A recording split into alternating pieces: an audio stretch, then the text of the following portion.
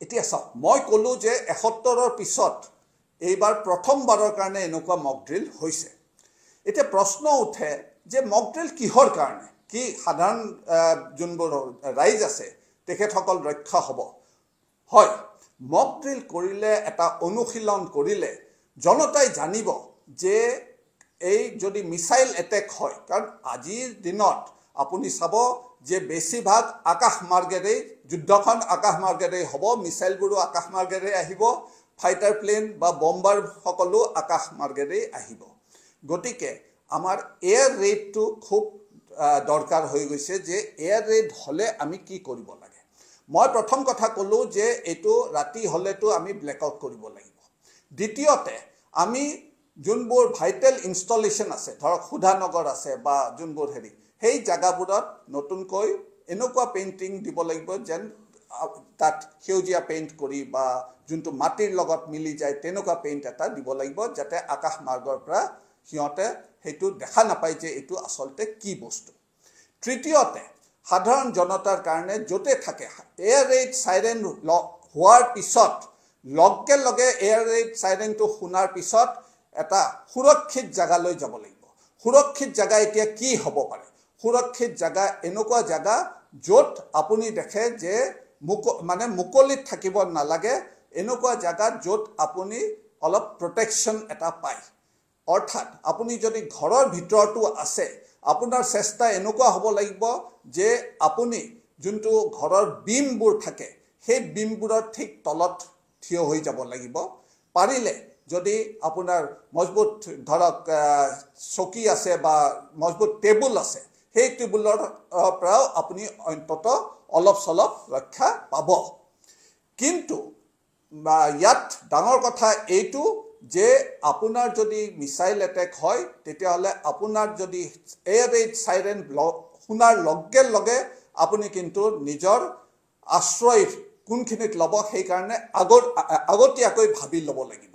আৰু এই মক ড্ৰিলটোৰে তেতিয়া হলে মানুহৰ মনত আহিব যে কালি যদি এনেকুৱা এটা ফাইটাৰ বম্বাৰে হেৰি এটেক কৰে বা মিসাইল এটেক হয় মই তেতিয়া হলে কি কৰিম এইটো মনত আহিব আৰু সেই অনুশীলনটোৱে হয়তো আমাৰ জীৱনটো বচাব পাৰিব এইটোত মই ভাবো যে বিকল্প ব্যৱস্থা কৰা অত্যন্ত জৰুৰী কাৰণ আজিৰ দিনত আমাৰ যি আছে হেতুত মই কাৰণ কাশ্মীৰতো মই দেখিছিলো বৰ্ডাৰ গাঁওবোৰত বা বৰ্ডাৰত হেৰি তাত বাংকাৰবোৰ আছে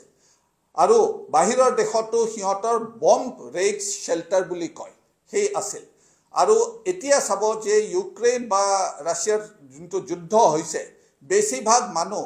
গৈ পালাই আন্ডাৰগ্ৰাউণ্ড যোনবোৰ মেট্ৰো ষ্টেচনত সিহঁত সোমাই যায় কাৰণ আন্ডাৰগ্ৰাউণ্ড জাগাত সিহঁতে সোমালে তেতিয়ালে সুৰক্ষিত হৈ থাকে গতিকে মই ভাবো যে আমাৰ অসমত আৰু বিশেষকৈ গুৱাহাটী আৰু আশে-পাশে হয়তো কিছুমান আন্ডাৰগ্ৰাউণ্ড শেল্টাৰ বনোৱাৰ দৰকাৰ হৈছে আৰু চৰকাৰে সেই বম্ব শেল্টাৰ বা তেনেকুৱা ধৰণৰ শেল্টাৰ বনোৱাৰ ওপৰত অলপ দৃষ্টিকোণ কৰিব লাগে চাওক ভাৰতৰ আমি অভিন্ন অংগ হিচাপে মই ভাবো যে আমি পাকিস্তানৰ যোনবোৰ এটেক হ'ব পাৰে বা হেতুৰ বিষয়ে আমি সজাগ হৈ থাকিব লাগে কিন্তু আপোনাৰ প্ৰশ্নত যদি মই আহো তেতিয়া হলে এইটো মই ক'ব খুজিছো যে আমি পাকিস্তানৰ পৰা অনেক দূৰত আছো প্ৰায় আমাৰ ৩,৫০০ কিলোমিটাৰ দূৰত্ব আছে গতিকে মই ভাবো যে পাকিস্তানৰ হয়তো যোনটো মিসাইল আছে এইখিনি আহি নাপাব কিন্তু এটা বস্তু চাব যে যদি বাংলাদেশ বা চীনৰ ফালৰ পৰা কিছু সহায় হয় তেতিয়া হলে হয়তো ডাঙৰ মিসাইল এটেক নহলেও সৰু সুৰা আৰ্টিলাৰী বা হয়তো স্মল আৰ্মছ ফায়াৰিং বা তেনেকুৱা ধৰণৰ হেৰি এটেক হ'ব পাৰে কিন্তু ডাঙৰ মিসাইলৰ ফালৰ পৰা মই ভাবো আমি